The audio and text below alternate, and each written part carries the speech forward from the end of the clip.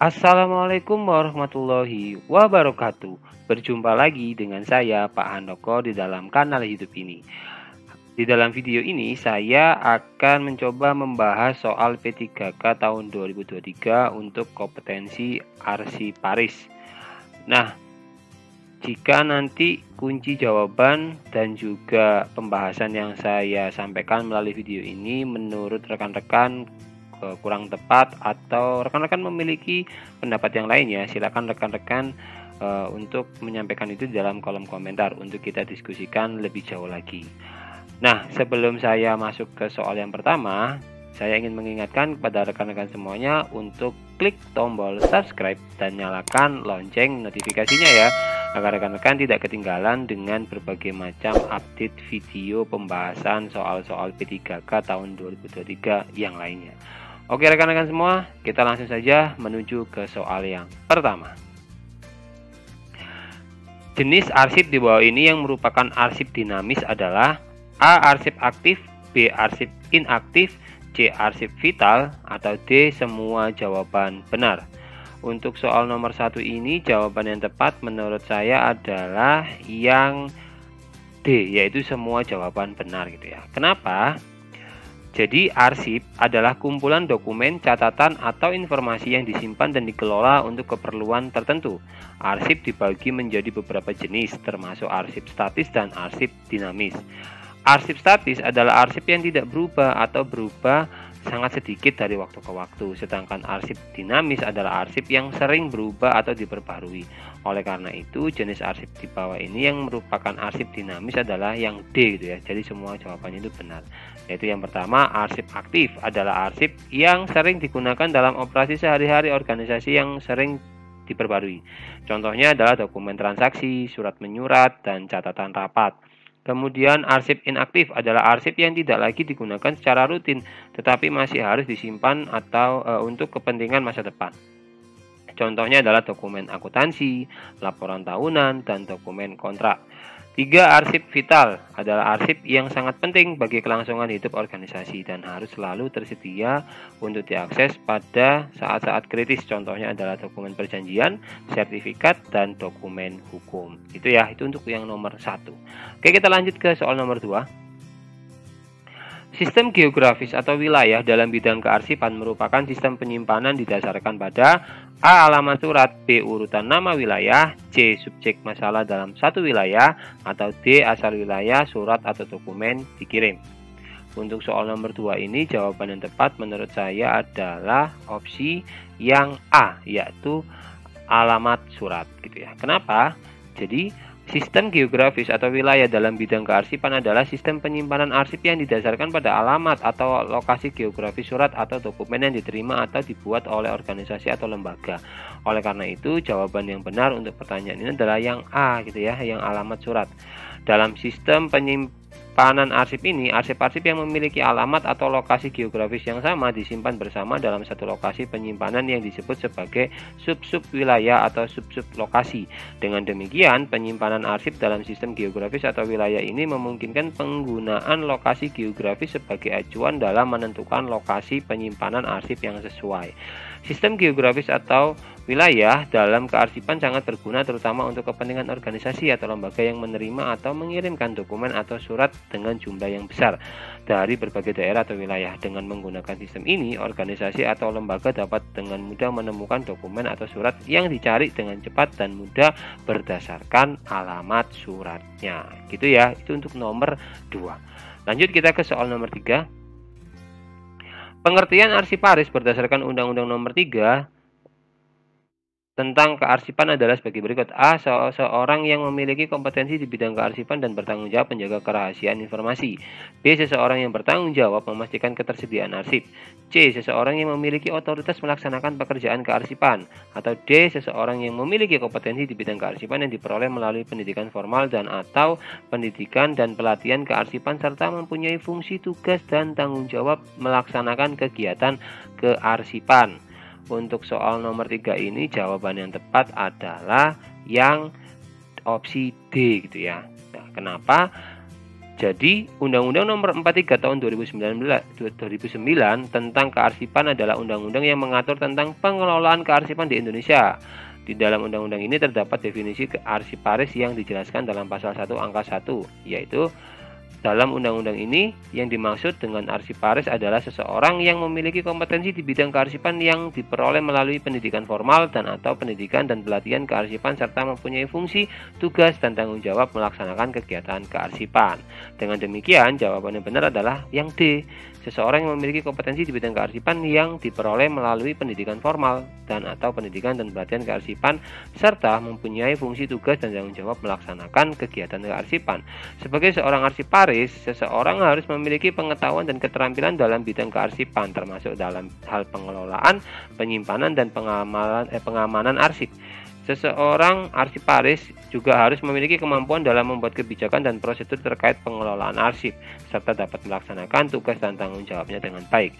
Seorang arsiparis juga harus menjaga kerahasiaan informasi yang terkandung dalam arsip dan memastikan ketersediaan arsip yang dibutuhkan oleh organisasi atau masyarakat. Gitu ya untuk soal nomor 3. Lanjut kita ke soal nomor 4. Anda akan menyimpan arsip secara lateral, maka A. Dokumen akan saya susun mendatar pada rak atau laci yang tidak dalam. B. Dokumen akan saya susun dalam posisi tegak lurus berderet ke belakang. C. Dokumen akan saya susun berdasarkan umur suatu arsip. D. Dokumen akan saya susun berdiri dan berderet menyamping. Untuk soal nomor 4 ini jawaban yang tepat menurut saya adalah yang opsi D gitu ya. Nah, kenapa? Karena sistem penyimpanan arsip secara lateral adalah sistem penyimpanan di mana dokumen disusun secara berdiri dan berderet menyamping. Cara penyimpanan ini biasanya digunakan untuk arsip yang jumlahnya sedikit dan mudah diakses. Dokumen disimpan di dalam map atau folder khusus yang kemudian diletakkan di atas rak atau laci yang dirancang khusus untuk sistem penyimpanan lateral. Dengan demikian, jawaban yang benar untuk soal ini adalah yang D. Dokumen akan disusun berdiri dan berderet menyamping. Cara penyimpanan arsip ini memiliki beberapa kelebihan seperti menghemat ruang penyimpanan dan memudahkan dalam mencari dokumen yang dibutuhkan karena dokumen tersusun rapi dan mudah dilihat. Namun, cara penyimpanan ini juga memiliki kelemahan, yaitu kurang cocok digunakan untuk penyimpanan arsip dalam jumlah yang besar dan kurang efektif dalam mengurangi resiko kerusakan dokumen. Oleh karena itu, dalam memilih sistem penyimpanan arsip harus mempertimbangkan jumlah arsip yang akan disimpan dalam kondisi lingkungan penyimpanan arsip tersebut. Gitu ya, itu untuk soal nomor 4. Lanjut kita ke soal nomor 5. Berdasarkan Undang-Undang Nomor 43 Tahun 2009, pernyataan tentang organisasi kearsipan yang tepat adalah A. Pihak yang mempunyai kemandirian dan otoritas dalam pelaksanaan fungsi, tugas, dan tanggung jawab di bidang pengelolaan kearsipan.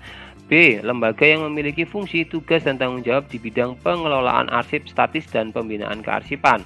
C. Terdiri atas unit kearsipan dan pada pencipta arsip dan lembaga kearsipan. D. Satuan kerja pada pencipta arsip yang mempunyai tugas dan tanggung jawab dalam penyelenggaraan kearsipan.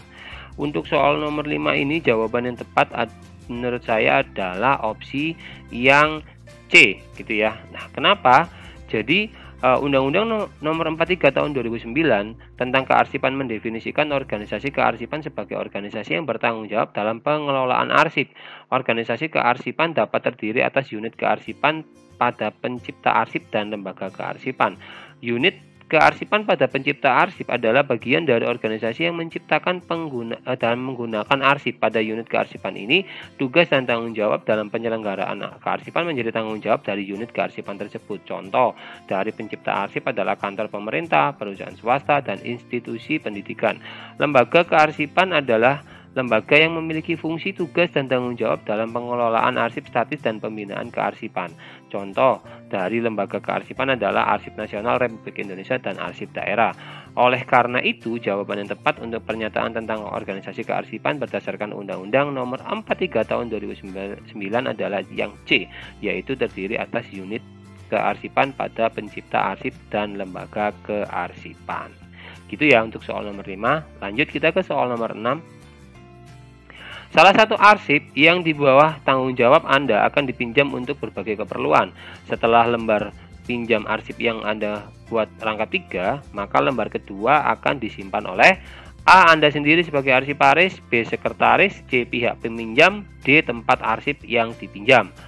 Untuk soal nomor 6, jawaban yang tepat menurut saya adalah opsi yang C, yakni pihak peminjam gitu ya. Nah, kenapa? Jadi, lembar pinjam arsip adalah dokumen yang digunakan untuk mencatat peminjaman arsip dari suatu tempat arsip ke pihak lain. Dokumen ini berfungsi untuk memastikan bahwa arsip yang dipinjam dapat dikembalikan dengan aman dan tepat waktu. Biasanya lembar pinjam arsip dibuat dalam 3 rangkap. Lembar pertama dari lembar pinjam arsip disimpan oleh pihak arsiparis sebagai bukti bahwa arsip telah dipinjam dan untuk melacak status arsip yang dipinjam. Lembar ketiga dari lembar pinjam arsip juga disimpan oleh pihak arsiparis sebagai catatan peminjaman catatan yang dilakukan. Nah, sedangkan lembar yang kedua dari lembar pinjam arsip diserahkan kepada pihak peminjam sebagai bukti bahwa mereka telah meminjam arsip. Dengan cara ini, pihak peminjam dapat memastikan bahwa mereka telah meminjam arsip yang benar dan mempunyai catatan yang jelas tentang kapan harus mengembalikan arsip tersebut. Oleh karena itu, jawaban yang benar adalah yang C, yaitu lembar kedua dari lembar pinjam arsip akan disimpan oleh pihak peminjam. Gitu ya. Lanjut kita ke soal nomor 7. Berdasarkan Undang-Undang Nomor 43 Tahun 2009, yang dimaksud dengan tujuan penyelenggaraan kearsipan adalah sebagai berikut, kecuali A. Menetapkan kebijakan pembinaan kearsipan dan pengelolaan arsip, B. Menjamin ketersediaan arsip yang autentik dan terpercaya sebagai alat bukti yang sah, C. Menjamin keselamatan aset nasional, D. Menjamin terciptanya arsip. Untuk soal nomor 7 ini, jawaban yang tepat menurut saya adalah opsi yang A, yaitu menetapkan kebijakan pembinaan kearsipan dan pengelolaan arsip gitu ya. Nah, kenapa? Jadi, Undang-Undang Nomor 43 Tahun 2009 tentang kearsipan menyebutkan bahwa tujuan penyelenggaraan kearsipan adalah sebagai berikut. A. Menjamin ketersediaan arsip yang autentik dan terpercaya sebagai alat bukti yang sah. Tujuan ini menekankan pentingnya arsip sebagai alat bukti yang sah dalam menjamin kepastian hukum, khususnya dalam tindakan administrasi pemerintah. Kemudian yang B, menjamin keselamatan aset nasional. Tujuan ini menekankan pentingnya keamanan dan keselamatan arsip sebagai aset nasional yang harus dilindungi dari kerusakan dan kehilangan. C. Menjamin terciptanya arsip. Tujuan ini menekankan pentingnya pembuatan arsip sebagai bentuk dokumentasi tindakan administrasi pemerintah dan pengabdian masyarakat yang harus dilakukan secara sistematis dan teratur. Nah, sementara jawaban A, yaitu menetapkan kebijakan pembinaan kearsipan dan pengelolaan arsip, sebenarnya merupakan tugas dari instansi atau lembaga yang bertanggung jawab dalam penyelenggaraan kearsipan, bukan tujuan dari penyelenggaraan kearsipan itu sendiri. Oleh karena itu, jawaban A bukan termasuk dalam tujuan penyelenggaraan kearsipan menurut Undang-Undang Nomor 43 Tahun 2009. Nah, lanjut kita ke soal nomor 8. Asas penyelenggaraan kearsipan yang tepat diwakili oleh pernyataan di bawah ini, kecuali A. Andal, sistematis, utuh, B. Kepastian hukum, keautentikan dan keterpercayaan, C. Keutuhan asal-usul aturan asli, D. Keamanan dan keselamatan keprofesionalan. Untuk soal nomor 8 ini, jawaban yang tepat menurut saya adalah opsi yang A, yaitu andal, sistematis dan utuh gitu ya. Nah, kenapa? Jadi asas penyelenggaraan kearsipan adalah prinsip-prinsip dasar yang harus dipenuhi dalam pengelolaan arsip agar arsip dapat diakses dengan mudah, terjaga keasliannya dan terlindungi dari kerusakan. Beberapa contoh asas penyelenggaraan kearsipan yang dikenal diantaranya adalah sebagai berikut. Yang pertama, kepastian hukum, keautentikan dan keterpercayaan. Asas ini menjamin bahwa arsip harus memiliki kepastian hukum, yaitu dapat dipertanggungjawabkan secara hukum. Selain itu, arsip juga harus memiliki keautentikan. Artinya, arsip tersebut adalah asli dan tidak dimanipulasi, serta memiliki keterpercayaan yang tinggi. B. Keutuhan asal-usul aturan asli. Asas ini menjamin bahwa arsip harus memiliki keutuhan, yaitu tidak terpecah-pecah atau hilang bagian-bagiannya. Selain itu, arsip juga harus memiliki informasi mengenai asal-usulnya, serta aturan asli yang diikuti dalam pengelolaannya. Yang C. Keamanan dan keselamatan keprofesionalan. Asas ini menjamin bahwa arsip harus dijaga keamanan dan keselamatannya dari bahaya-bahaya seperti kebakaran, pencurian, atau bencana alam. Selain itu, pengelolaan arsip juga harus dilakukan secara profesional. Nah, sedangkan pernyataan pada jawaban A, yaitu andal, sistematis dan utuh, sebenarnya merupakan kriteria-kriteria yang harus dipenuhi dalam pengelolaan arsip, bukan asas penyelenggaraan kearsipan. Meskipun demikian, kriteria-kriteria tersebut memang penting dan harus dipenuhi agar pengelolaan arsip yang dapat dilakukan secara efektif dan efisien. Gitu ya. Oke. Lanjut kita ke soal nomor 9.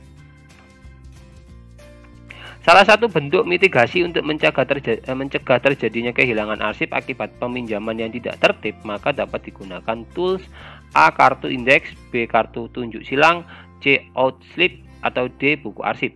Untuk soal nomor 9, jawaban yang tepat menurut saya adalah opsi yang C, yaitu outslip gitu ya. Kenapa? Jadi outslip adalah alat yang digunakan untuk mencatat arsip yang dipinjam serta identitas peminjamnya. Outslip biasanya ditempatkan pada tempat arsip yang diambil dan harus diisi oleh peminjam sebelum mengambil arsip yang dibutuhkan. Dengan demikian, jika ada arsip yang dipinjam dan belum dikembalikan, petugas arsip dapat mengetahui identitas peminjam dan meminta kembalinya arsip tersebut. Hal ini akan membantu mencegah kehilangan arsip akibat peminjaman yang tidak tertib. Kartu indeks dan kartu tunjuk silang biasanya digunakan sebagai alat bantu dalam pencarian arsip yang tersimpan dalam sistem subjek atau sistem nomor, sedangkan buku arsip digunakan untuk mencatat informasi tentang arsip yang tersimpan di dalam suatu unit arsip. Oke, lanjut kita ke soal nomor 10. Perhatikan tabel langkah-langkah pengelolaan arsip berikut. Langkah aktivitas kerja. Yang pertama, mengindeks arsip yang akan dipinjam. Kedua, menuju ke tempat peminjaman. 3, kenali arsip yang diminta atau yang diperlukan. 4, telusuri dengan menggunakan kartu indeks. 5, menempatkan outslip di tempat arsip yang diambil. 6, mengisi bon peminjam. 7, menyerahkan arsip kepada yang memerlukan. Urutan langkah yang benar dalam menentukan kembali arsip yang disimpan pada sistem subjek adalah A 1, 2, 3, 4, 5, 6, 7, B 2, 4, 3, 1, 6, 5, 7, C 3, 1, 4, 2, 5, 6, 7, atau D 3, 1, 4, 2, 6, 5, 7. Untuk soal nomor 10 ini jawaban yang tepat menurut saya adalah opsi yang D gitu ya.